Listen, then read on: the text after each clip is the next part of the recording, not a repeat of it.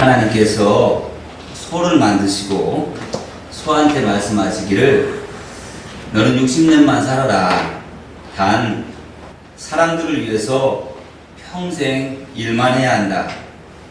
그러자 소는 30년을 버리고 30년만 살겠다고 합니다.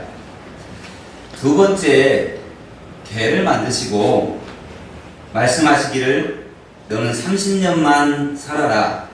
단 사람들을 위해서 평생 집만 지키라.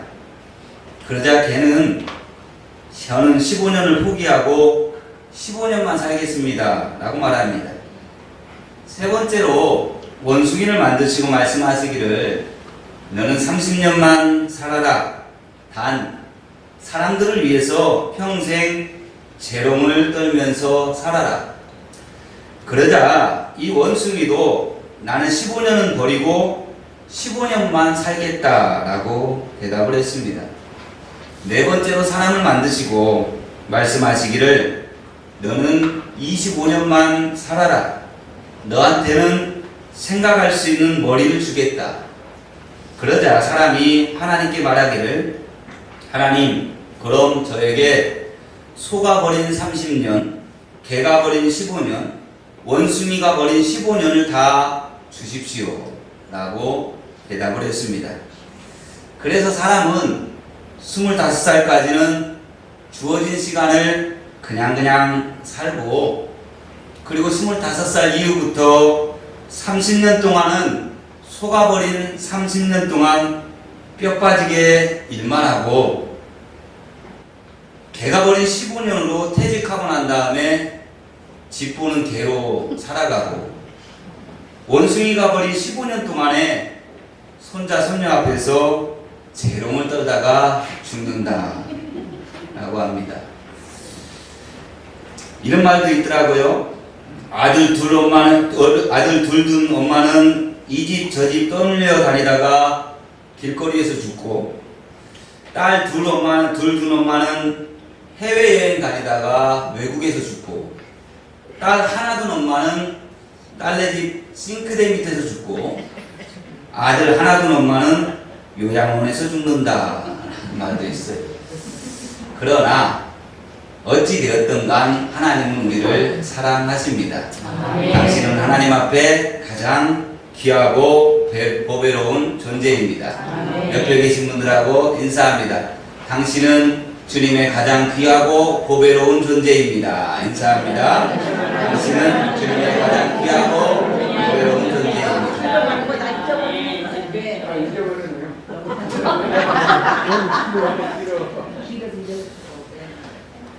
이탈리아 북서쪽에 가면 토리노라고 하는 도시가 있습니다. 화면에 보시면 이 토리노는 자동차를 좋아하는 사람들이 잘 알고 있는 도시입니다. 이 토리노에 118년 된 피아트라고 하는 자동차 회사가 있습니다.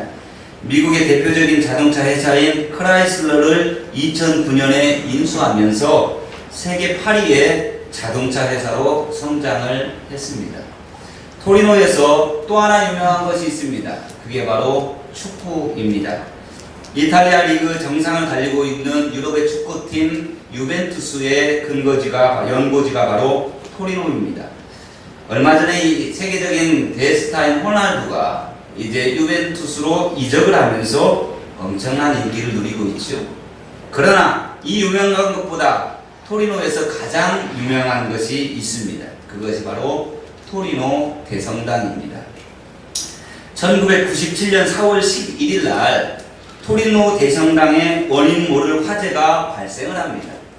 이 화재로 인해서 대성당 내부가 완전히 불에 타버렸습니다. 이 화재 사건이 뉴스를 통해서 전 세계에 방송이 되었습니다.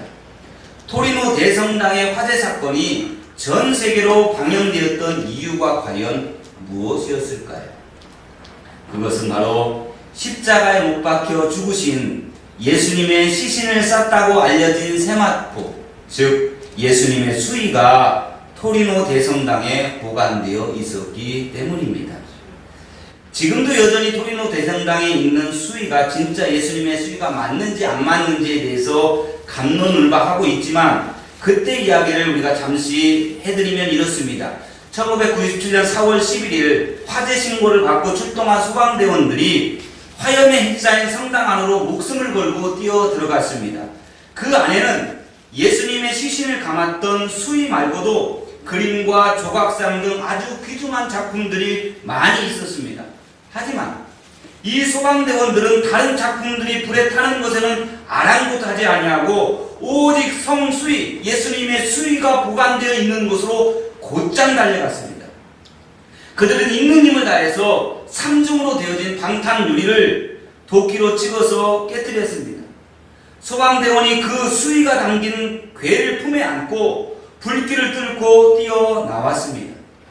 그때 소방대원들이 앞뒤 좌우에서 달려드는 불길을 몸으로 막아내면서 그 수의를 가지고 밖으로 나옵니다. 토리노 대성당 화재 현장에 몰려들었던 수많은 사람들이 이 광경을 보고 환호를 하며 손뼉을 쳤습니다. 이 예수님이 입으셨다라고 하는 이 수의의 폭은 길이가 폭이 1.7m고 길이가 약 4.4m 정도 되어지는 세마포입니다. 그런데 이 소방대원들이 자신의 목숨을 걸고 불길 속으로 뛰어들어가서 이 성수의 이것을 건져낸 이유가 과연 무엇일까요? 여러분, 이 수의를 보면 수의 속에 감춰진 그림이 보이십니까? 사진이 보이십니까? 이 수의가 바로 예수님께서 이 땅에서 마지막 입으셨던 옷이었기 때문에 그들은 목숨을 걸고 그 옷을 구하러 들어갔던 겁니다. 소방대원들이 목숨을 걸고 불길 속으로 뛰어든 또 다른 이유가 하나 있습니다. 바로 이 수의가 예수님의 부활을 입증하는 아주 중요한 증거가 되기 때문입니다. 여러분, 수의는 죽은 사람에게 입히는 옷입니다. 죽은 사람은 보통 수의를 입은 채 무덤에 안치됩니다. 아무리 비싼 수의라 해도 땅에 묻히면 썩습니다. 화장하는 경우에는 불에 들어가면 다 타버립니다. 죽은 사람이 입은 수의는 시체와 함께 썩든지 아니면 불에 다 없어지는 거죠. 예수님도 죽었습니다. 예수님의 몸에도 수의가 입혀졌고 무덤에 안치되셨습니다. 그런데 예수님의 수의는 썩지 않았습니다. 예수님께서 죽으시고 그 죽음을 이기시고 부활하셨기 때문입니다. 예수님의 수의는 예수님께서 죽음을 이기시고 부활하셨다는 것을 증명해주고 있는 겁니다. 이 토리노 대성당은 두세 번 화재가 났었습니다. 그러나 예수님의 수의는 지금까지도 잘 보관되어지고 토리노 대성당에 그대로 보관되어져 있습니다. 우리가 지금 이 이탈리아의 토리노 대성당을 가서 보지는 못하지만 우리가 화면으로라도 이 성수의 예수님을 쌌던 그 세마포 옷을 우리가 화면으로라도 볼 수 있다는 것 그 자체로도 우리는 감동을 아닐 수가 없습니다. 저것이 죽으신 예수님의 몸을 쌌던 수이다라는 것. 그리고 그 수이 속에 감추어진 그 사진을 여러분은 보셨습니까? 돌아가신 예수님이 누워 계신 그 형상이 그 안에 그대로 찍혀 있습니다. 지구의 종말이 점점점 가까워질 때에 가장 먼저 지구로부터 지구가 멸망할 때에 가장 먼저 지구에서 가지고 나와야 할 지구 최고의 보물이 무엇일까요? 라는 질문을 프랑스의 한 자주사가 전 세계의 가장 저명한 인사들 100명에게 물었습니다. 그때에 그들이 지구가 멸망할 때에 가장 지구에서 반출시켜 보호해야 될 보물 그 2위가 윌로가 만든 비너스 상이다 라고 이야기했고 1위가 바로 예수님의 수의였습니다. 예수님의 수의가 전 세계 저명 인사들에 의해서 지구의 최고의 보물로 여겨졌고 그렇게 차지되었던 이유는 바로 이 성수의가 예수님의 부활을 증명하고 있기 때문입니다. 오늘 본문은 예수님이 마지막으로 입으셨던 예수님의 옷에 관한 이야기입니다. 십자가에 못 박히기 전에 예수님은 빌라도의 법정에서 온갖 수모를 당합니다. 채찍에 맞으시고 주먹으로 맞으시고 얼굴에 침뱉음을 당하시고 이마에 가시관이 씌워졌습니다. 예수님은 자신이 못 박힐 십자가를 지고 골고다까지 힘겹게 올라가셨습니다. 당시 십자가형에 처해지는 사형수들은 법정에서 사형 집행 장소까지 일부러 가장 먼 길을 돌아가게 했습니다. 구경하는 사람들에게 죄를 지으면 이렇게 죽는다라는 것을 보여주기 위해서였지요. 중간에 구레네 시몬이 십자가를 대신 져주기는 했지만 그 전까지 예수님은 힘겹게 십자가를 지고 골고다까지 걸어가셨습니다. 이미 채찍에 맞아 온몸이 찢어졌고 피로 얼룩졌습니다. 골고다까지 걸어가는 동안에 많이 쓰러지셨습니다. 십자가의 길은 참으로 고통스러운 길이었습니다. 아무런 죄도 없으신 분이 가장 큰 죄를 저지른 사람이 져야 할 십자가를 지고 골고다까지 올라가야만 했습니다. 예수님은 골고다 언덕 중앙에 높이 세워져 있는 십자가 아래로 끌려갑니다. 거기서 로마 군인들은 예수님께 치명적인 고통을 안겨줍니다. 이 군인들은 예수님께서 입고 계시던 모든 옷을 다 벗겼습니다. 당시 십자가형을 당하는 죄수들은 벌거벗은 상태로 십자가에 매달려 죽어야만 했습니다. 우리 예수님도 예외가 아니었습니다. 예수님의 옷을 다 벗긴 군인들은 예수님을 땅바닥에 내동댕이 쳤습니다. 그리고 예수님의 손과 발을 십자가에 굵은 못을 박아서 고정을 시켰습니다. 예수님은 수치를 가릴 겨를도 없이 두 손과 두 발이 못 박힌 채로 십자가에 매달리셨습니다. 온몸이 찢겨지는 고통 속에서 예수님의 정신이 점점 혼미해지는 것만 같습니다. 그렇게 힘들게 십자가에 매달려 있는 그 순간에 십자가 아래에서는 인간으로서는 도저히 해서는 안 될 일이 벌어집니다. 십자가 아래에 있던 군인들이 예수님의 겉옷을 네 깃으로 나누었습니다. 네 곳으로 찢었다라는 거죠. 그리고 넷으로 나눈 그 예수님의 옷을 각각 한 깃씩 나누어 가집니다. 죄수를 십자가에 못 박아 죽일 때 군인 4명이 한 조를 이루어서 사형을 집행하는데 그때 사형당한 죄수의 유품을 사형을 집행하는 군인들의 몫으로 인정해 주었습니다. 그들은 예수님의 겉옷을 그래서 나누어 가졌습니다. 당시 유대인들의 겉옷은 그저 우리가 입고 있는 겉옷 이상의 기능을 하고 있었습니다. 당시 겉옷은 밖에서 잘 때 깔고 덮고 하는 이불의 기능을 했습니다. 더울 때는 그늘을 만들 수 있는 천막의 기능도 했습니다. 그리고 가난한 사람들이 급히 돈이 필요할 때에 전당포에 맡게 될 때에 그나마 값을 쳐주었던 것이 바로 이 겉옷입니다. 겉옷은 옷 이상의 기능과 역할을 했다는 거죠. 하지만 여러분 아무리 귀한 겉옷이라고 해도 예수님은 부자가 아닙니다. 가난한 목수였습니다. 예수님께서 이 땅에서 마지막으로 입었던 그 겉옷은 전혀 화려하지가 않습니다. 예수님의 겉옷은 당시에 가난한 사람들이 입고 다니던 그저 평범한 옷이었기 때문입니다. 또한 예수님의 겉옷은 이미 로마 군인들이 휘두른 채찍에 찢어졌습니다. 예수님의 겉옷은 피와 땀에 절었을 뿐만 아니라 붉은 피로 물들어 있었습니다. 그런 겉옷을 로마 군인 4명이 4등분해서 나누어 가졌습니다. 로마 군인들 눈에는 그 옷이 쓸만하게 보였던 모양입니다. 이제 군인들은 예수님의 속옷에 눈독을 들였습니다. 당시 사형수의 속옷을 입으면 재수가 좋다라고 하는 풍설이 나돌았습니다. 그런데 예수님의 속옷은 당시 보통 사람들이 입던 속옷과는 많이 달랐습니다. 예수님께서 마지막으로 입으셨던 속옷은 아주 특별한 옷이었어요. 그 옷은 바느질을 해서 입된 옷이 아니라 통으로 짠 옷이었다는 겁니다.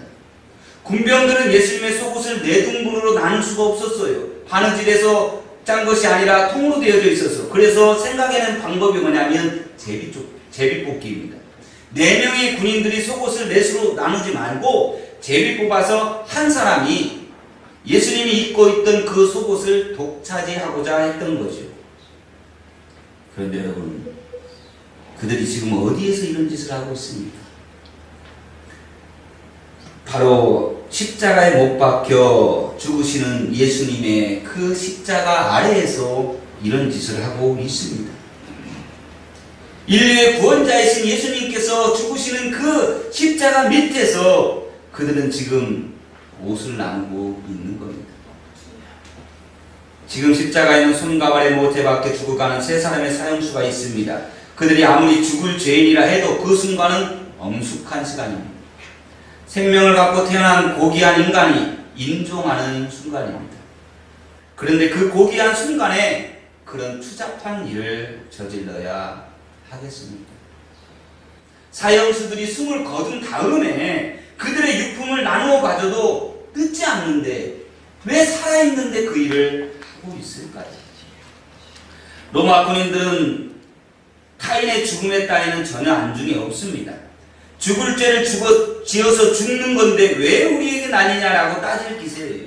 그들의 관심은 타인의 고통이나 아픔이 아닙니다. 군인들의 관심은 오직 자기 손에 남는 것, 자기 손에 움켜질 것, 그것이 무엇인가, 그것에만 오직 관심을 가지고 있습니다. 아무리 죽을 죄를 지었지만 고귀한 인간이 생을 마무리하는 그 순간 이러는 건 아니에요. 이렇게 해서는 안 된다라는 겁니다. 아무리 사형수라고 해도 사람이 죽어가는데 자기 이익만 챙긴다라는 것이 말이 됩니까? 사형수의 속옷을 가지면 재수가 좋다고 해도 인간에 대한 기본적인 이유는 갖추고 있어야 되지 않겠습니까? 예수님께서 입으신 속옷이 아무리 특별해도 이건 아니다라는 생각이 듭니다. 군인들이 예수님의 속옷에 상당한 관심을 보인 이유는 그 옷이 상당한 가치가 있다고 보았기 때문입니다. 그런데 요한도 예수님의 속옷에 큰 관심을 가졌습니다. 요한은 예수님의 십자가 사건을 기록하면서 예수님의 속옷에 대해서 아주 자세하게 기록해 놓았습니다. 요한복음 19장 23절 말씀입니다. 군인들이 예수를 십자가에 못 박고 그의 옷을 취하여 4깃에 나눠 각각 한 깃을 얻고 속옷도 취하니 이 속옷은 호지 아니하고 위에서부터 통으로 짠 것이라. 또 요한은 군인들이 예수님의 속옷을 제비 뽑아서 한 사람이 차지한 것을 시편 22편 18절에 나오는 말씀이 성취된 것이라고 친절하게 설명까지 해놓았습니다. 요한복음 19장 24절에 군인들이 서로 말하되 이것을 찢지 말고 누가 얻나 제비 뽑자 하니 이는 성경에 그들이 내 옷을 나누고 내 옷을 제비 뽑나이다 한 것을 응하게 하려 함이로라. 군인들은 이런 일을 하고 라고 말씀하고 있습니다. 요한이 다른 복음서 저자들과 달리 예수님의 속옷에 대해서 깊은 관심을 나타난 이유가 뭘까요? 그건 바로 예수님의 속옷이 일반 사람들이 입던 보통 속옷이 아니었기 때문입니다. 요한복음 원문에 보면 이 속옷을 키톤이라고 부릅니다. 요한복음 19장 23절의 증언에 의하면 이 옷은 호지 아니하고 위에서부터 통으로 짠 것이라고 기록하고 있습니다. 목 아래에서부터 시작해서 무릎에 이르기까지 이음새나 다른 천을 덧붙여서 꿰매지 않고 통으로 짜서 만든 옷이라는 겁니다. 이런 옷은 일반적으로 누가 입냐? 대제사장들만이 입는 아주 값지고 귀한 예복입니다. 그것도 대제사장이 제사를 지낼 때마다 입는 옷이 아니라 대속죄일 때 한 번 입을 수 있는 옷입니다. 당시 천 제조 기술로 한 번에 큰 천을 만들기 어려웠어요. 따라서 작은 천들 조각조각을 엮어가지고 서로 맞대어서 누벼서 옷을 만들어 입었습니다. 이게 일반적인 옷이에요. 하지만 대제사장의 옷은 다릅니다. 대제사장이 입던 옷은 키톤, 바느질 자국이 하나도 없습니다. 누빈 데가 없이 깔끔하게 통으로 짜야만 했던 옷입니다. 당연히 꿰매지 않고 통으로 짜서 만든 이 옷은 일반인들은 감히 입을 수도 없는 고가의 예복이었습니다. 그런데 예수님이 바로 이 대제사장이 입던 속옷, 그 키톤을 입고 계셨습니다. 예수님께서 키톤을 언제 입으셨는지는 알 수가 없습니다. 최후의 만찬을 준비하시면서 입으셨는지, 겟세마네 동산에 기도하러 가실 때 입으셨는지 우리는 알 수 없습니다. 하지만 분명한 것은 십자가를 앞두고, 대결전을 앞두고 갑옷과 투구를 단정히 하고 전쟁에 나서는 장군과 같이 예수님은 십자가를 지시는 그 자리에 대제사장의 복장을 갖추고 나오셨다는 겁니다. 왜 예수님은 대제사장이 입었던 키톤의 옷을 입고 십자가를 지셨을까요? 어떤 의미가 거기에 담겨져 있는 걸까요? 예수님께서 십자가에 못 박히시는 것을 아주 중요하게 여기셨습니다. 예수님은 단순하게 우리를 위해서 대신 죽는 것으로 여기지 않았습니다. 예수님에게 있어서 십자가는 그냥 사형틀이 아니었습니다. 예수님에게 십자가는 자신을 하나님께 희생 제물로 드리는 거룩한 제단이었습니다. 성경은 예수님의 십자가 사건을 화목제사라고 말합니다. 예수님은 화목을 위해서 십자가에 못 박혀 돌아가셨다라는 말입니다. 예수님은 죄로 단절되어졌던 하나님과 우리 사이에 화목케 하기 위하여서 골고다 언덕에서 십자가를 지시고 화목제사로 들이셨다라는 말씀입니다. 예수님께서 십자가에 못 박혀 돌아가시던 그날, 예수님께 가장 가까이 있던 사람들이 바로 로마 군인들이었습니다. 그런데 이 4명의 군인들은 예수님의 십자가 가장 가까이에 있었으면서도 그날이 어떤 날인지 모르고 있었습니다. 군인들은 자신들이 십자가에 못 박아 죽이는 예수님을 통해서 자신들이 구원받을 수 있다는 사실을 전혀 몰랐습니다. 군인들은 오직 하나, 사형수인 예수님의 옷에만 관심이 있었습니다.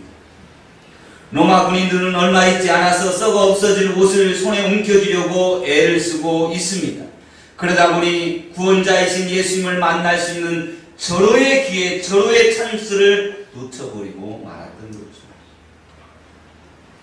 물론 로마 군인들이 사형 집행을 다 마치고 집으로 돌아갈 때 빈손으로 가지는 않았습니다. 군인들은 4깃을 나누어 가진 사형수의 옷가지를 가지고 돌아갔습니다. 하지만 그 옷가지들이 군인들의 인생을 바꾸지는 못했습니다. 그 옷가지들이 군인들에게 영원한 생명을 줄 수도 없었습니다. 그 옷가지들이 그들의 인생에 기적을 일으키지도 못했습니다.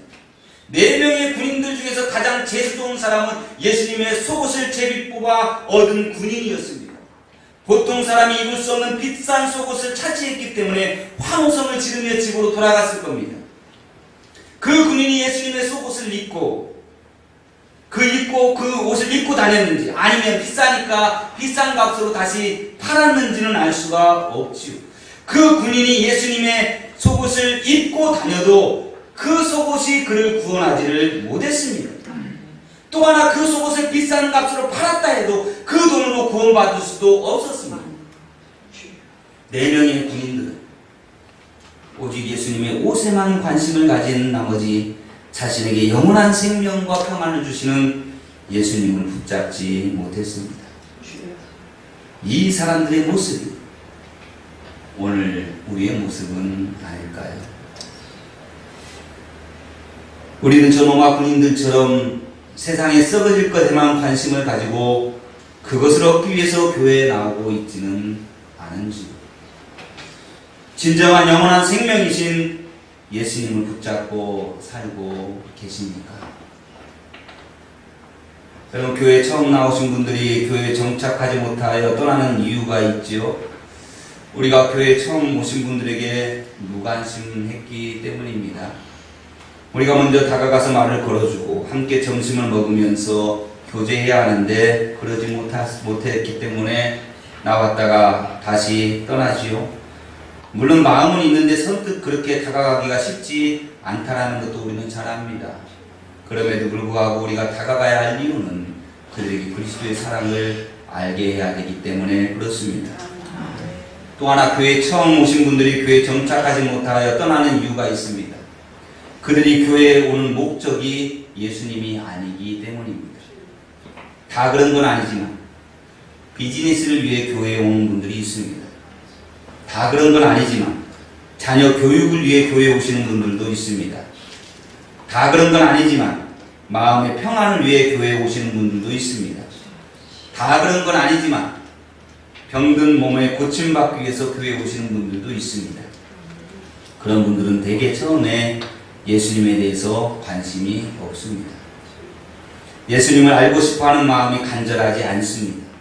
예수님을 나의 주님으로 믿고 싶은 마음이 처음에는 없습니다. 예수님처럼 사랑하며 예수님처럼 희생하며 그렇게 살아보겠다라고 하는 마음도 부족합니다.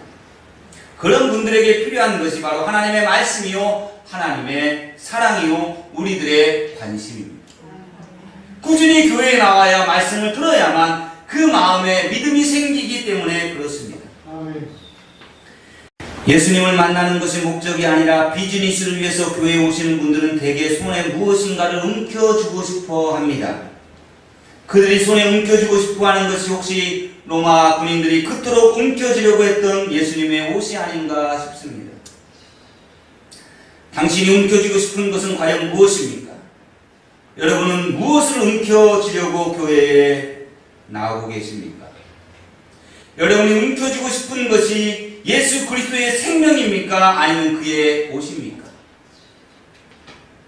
주일마다 나에게 필요한 무엇인가를 얻기 위해서 교회에 나오고 계시지는 않습니까?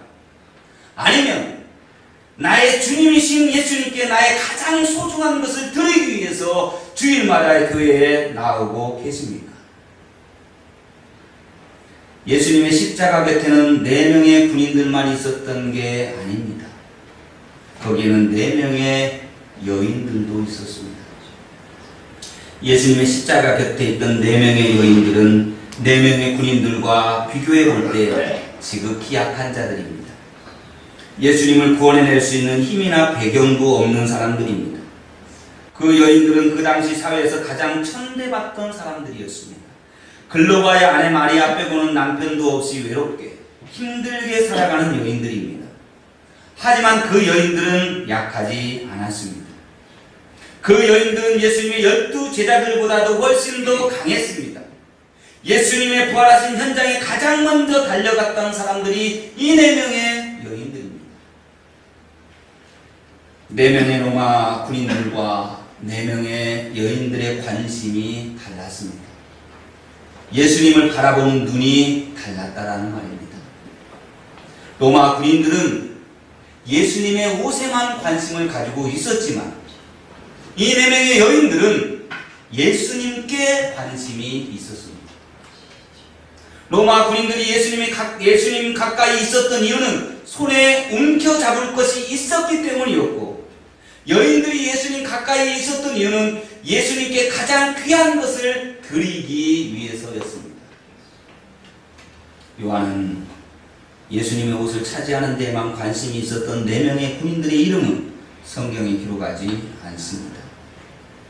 하지만 오직 예수님께만 관심이 있었던 4명의 여인들의 이름은 기록해 놓습니다. 예수님의 어머니, 그리고 이모, 그리고 글로바의 아내 마리아와 막달라 마리아입니다. 이 여인들은 예수님께서 부활하신 새벽에 가장 먼저 예수님의 무덤으로 달려갑니다. 어둠이 짙게 깔려있는 새벽에 남자들도 가기 꺼려하는 무덤으로 달려가는 이 여인들을 한번 생각해 보십시오. 얼마나 대단한 용기를 가지고 있습니까? 얼마나 귀한 마음입니까? 얼마나 예수님을 사랑하는지 가슴 깊이 그 마음이 다가오지 않습니까? 예수님의 십자가 가까이에 서 있는 여인들, 예수님의 무덤을 향해 달려가는 이 여인들은 누구보다도 예수님을 사랑했던 사람들입니다. 그 여인들은 예수님께 뭔가를 얻기 위해서 십자가 가까이 서 있었던 것이 아닙니다. 예수님께 뭔가를 얻기 위해서 이른 새벽 무덤가로 달려가는 것도 아닙니다. 오직 하나, 예수님께 나의 사랑을 드리려고, 예수님께 내게 있는 가장 귀한 것을 드리고 싶어서 십자가 가까이에 서 있었고 무덤가로 가장 먼저 달려간 것입니다. 우리는 무엇을 위해 예수님을 믿습니까?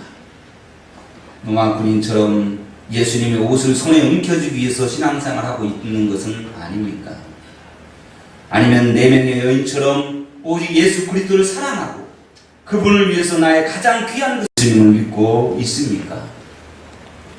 철없는 아이들, 부모보다는 부모님의 손에 들려진 선물에 더 관심을 갖습니다. 하지만 철이 들면 아이들의 눈이 부모님의 손에 있는 선물에서 부모님께로 향합니다. 철이 들면 아이들의 관심이 부모가 주는 선물에서 부모로 바뀝니다.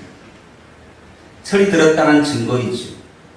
우리의 자녀들이 철이 들면 부모님께 받는 사랑보다 부모님을 향한 사랑이 더 커져갑니다. 우리의 자녀들이 철이 들면 부모로부터 무엇을 얻을까 생각하기보단 부모님께 무엇을 해드릴까 고민합니다. 그리고 철이 들면 부모님께 더 좋은 것을 해드리지 못해서 마음 아파합니다. 예수님이 누구인지 알고 믿음이 자라면 우리도 영적으로 철이 듭니다. 영적으로 철이 들면 예수님께 무엇을 받기 위해서 교회에 오는 것이 아니라 내가 무엇인가를 드리기 위해서 교회에 오는 것입니다.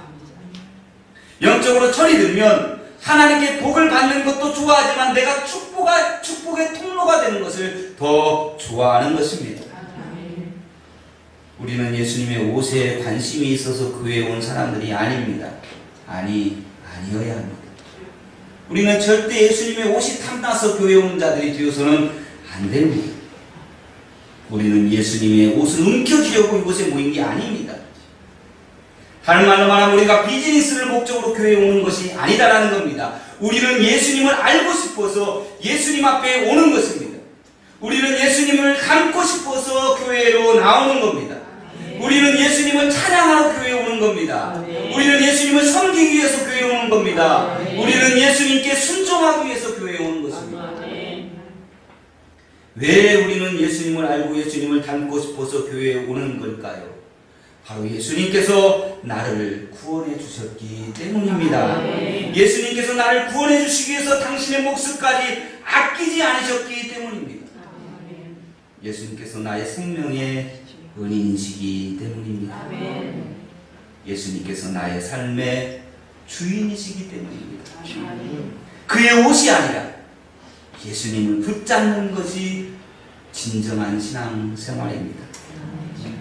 우리 꿈의 가족들은 모두 주님의 옷을 잡으려고 무엇인가를 얻으려고 신앙생활을 하지 아니하고 예수님을 붙잡고 예수님을 따라가며 예수 안에서 즐겁고 복된 길을 걸어가시는 주의 자녀들이 되시길 주님의 이름으로 축원합니다.